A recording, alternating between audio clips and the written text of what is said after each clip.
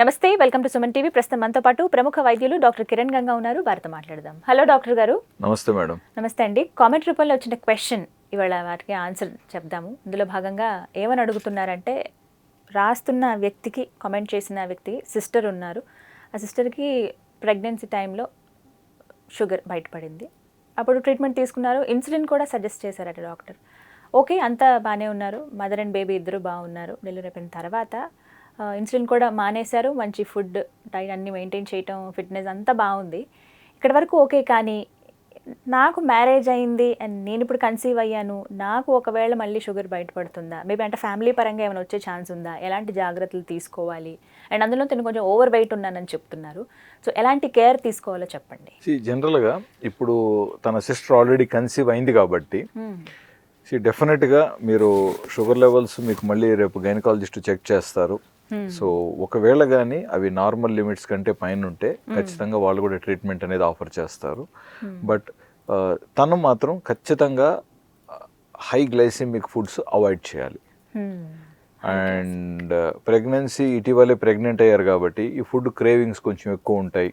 సరదాగా అది తినాలి, లేదా కనపడింది తినాలి, లేదా అడ్వర్టైజ్మెంట్ ఏదో ఒకటి వస్తుంది అది తినాలి, అంటే ఏది అనిపిస్తుందో అది తినాలని కోరికలు వస్తూ ఉంటాయి. మనకు ఒక 20-30 years బ్యాక్ ఏం కనపడేటివి, మామిడి పండు కనపడేది, మామిడి కాయ కనపడేది, లేక కనపడేది. సో నాకు అది పుల్లగా అది తినాలని కోరేవాళ్ళు. తప్పేం లేదు. లేదా ఏదైనా కొత్తగా కనపడినప్పుడు ఆ రుచిని తీసుకోవాలా అనే తపన అనమాట. అంటే అది it's not a complaint. So వాళ్ళకి ఏదైనా కొత్త రుచులు ట్రై చేయాలనే కోరికలు ఎక్కువ వస్తూ ఉంటే దట్స్ ఫైన్. సో అందులో భాగంగానే ఈ మామిడికాయ కావచ్చు, ఇంకేదన్నా కావచ్చు. బట్ ఈ రోజు జీవన శైలిలో మనకి ఏమేమి కనపడుతున్నాయి, టీవీలో చూపించి అడ్వర్టైజ్మెంట్లు కనపడుతున్నాయి.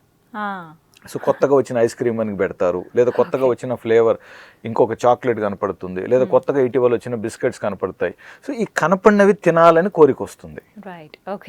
సో అక్కడ మనం అండర్స్టాండ్ చేసుకోవాలి, వాడు ఏమి చూపిస్తున్నాడు, మనకి ఏమి తినాలనిపిస్తుంది, మనకు అవసరమైంది వాడు చూపిస్తున్నాడా, లేదా వాడు అమ్ముకోవాలనుకునేది చూపిస్తున్నాడా. ఈ క్వశ్చన్ ఒక్కసారి మీరు వేసుకుంటే మీకు క్లారిటీ వచ్చేస్తుంది. సో ఫస్ట్ కనపడిందల్లా తినాలనుకోవటం మనిషి తత్వం కాదు. మనిషి కనపడిందల్లా తినాలని అనుకోడు, కావాల్సింది మాత్రమే తినాలనుకుంటాడు. అది మనిషి.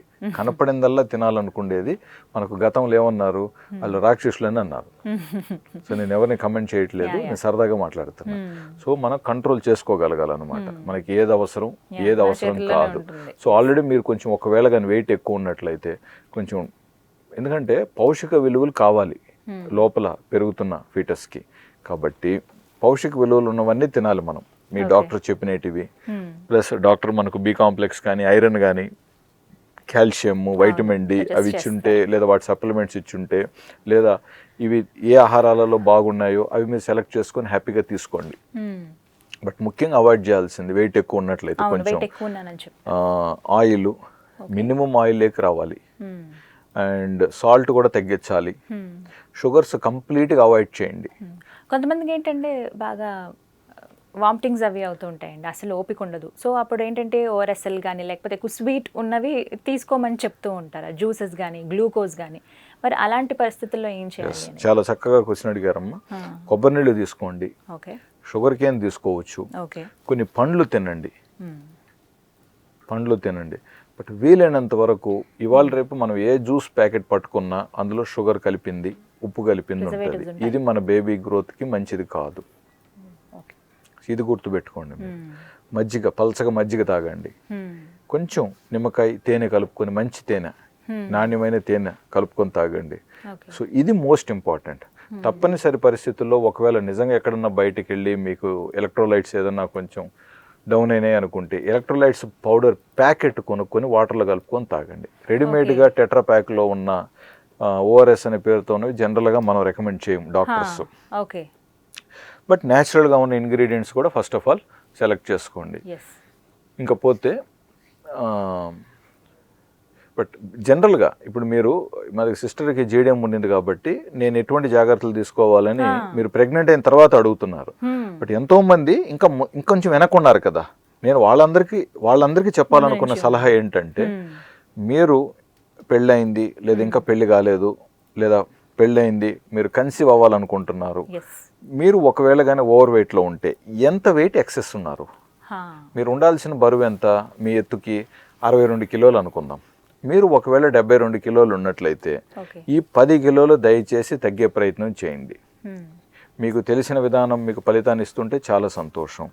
లేదా ప్రాపర్గా సలహా తీసుకొని న్యాయమైన పద్ధతుల్లో బరువు తగ్గండి.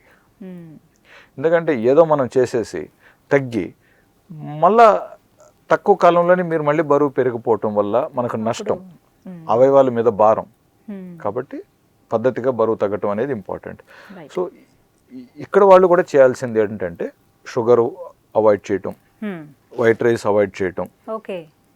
అండ్ ముఖ్యంగా అమ్మాయిలు మెన్స్ట్రువల్ పీరియడ్లో బ్లడ్ లాస్ అయ్యి ఉంటాయి కాబట్టి వైట్ రైస్లో మనం ఒకవేళ వైట్ రైస్ తీసుకుంటూ ఉన్నా కూడా, మీరు డయాబెటీస్ కోసమే చెప్తున్నాను అనుకోకండి, వైట్ రైస్లో మనకు ఇతర పోషక విలువలు ఉండవు, ఓన్లీ కార్బే. కాబట్టి మనకు లేయర్స్లో మనకు కొంచెం బి కాంప్లెక్స్ ఉంటుంది. ప్లస్ చిరుధాన్యాలు కొంచెం ప్రాక్టీస్ చేయండి. సజ్జ, జొన్న, రాగులు కూడా మంచివి మనకి. సో అన్నిట్లోనూ రైస్ తీసుకెళ్ళి కలపకుండా, ఇడ్లీల్లో, దోశల్లో అంతా.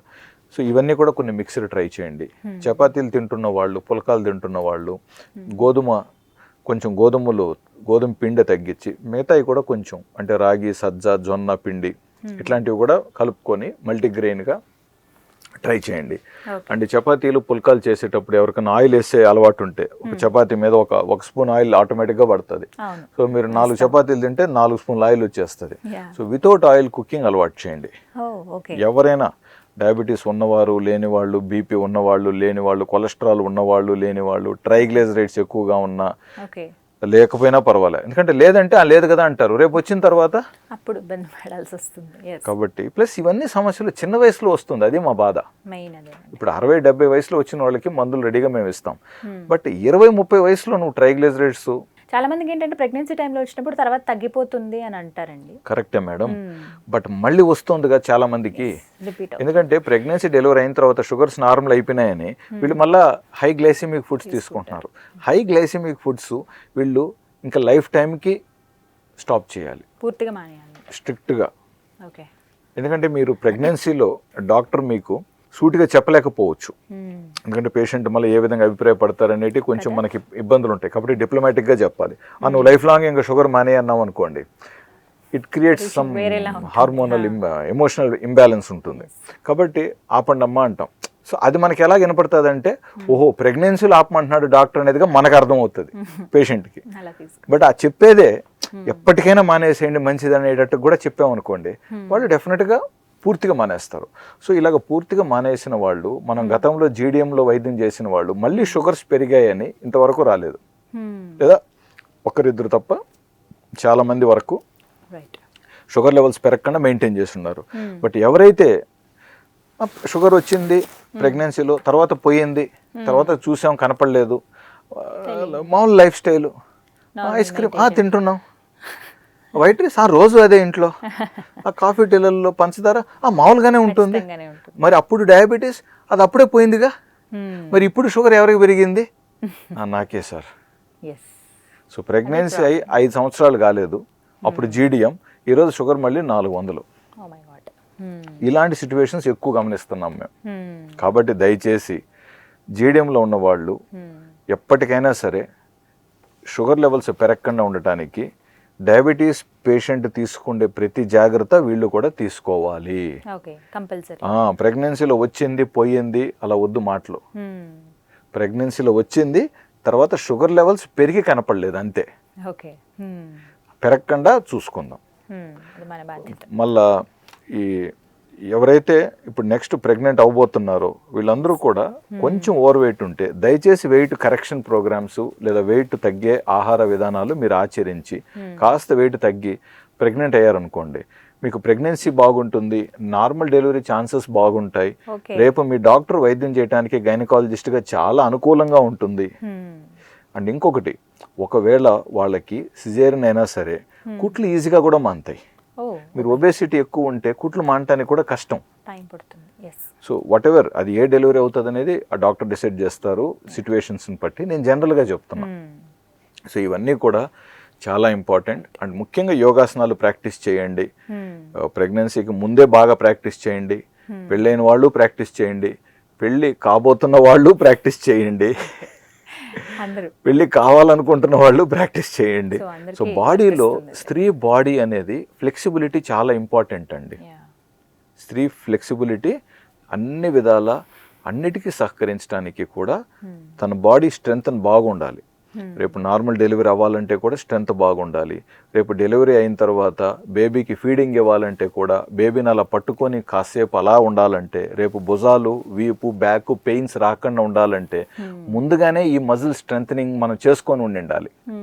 సో అప్పుడు చేసుకొని ఉండాలి. చేయగలరు. రేపు బేబీ ఎత్తుకొని మనం తిరుగుతాం, సో వెయిట్ అంతా మనకు పడుతుంది, రేపు మోకాళ్ళ నొప్పులు రావచ్చు. కాబట్టి ముందస్తుగానే క్వాడ్రిసెప్స్ స్ట్రెంథనింగ్ ఎక్సర్సైజెస్ కానివ్వండి, Okay. లేదా మీరు వెయిట్ ఉంటే తగ్గటం కానివ్వండి, ఇదంతా మనం ముందస్తుగా ప్లాన్ చేసుకున్నాం అనుకోండి, బాగుంటుంది కదా అంటున్నా. రైట్, చాలా క్లియర్గా చెప్పారు డాక్టర్ గారు. థ్యాంక్ యూ అండి, నమస్తే.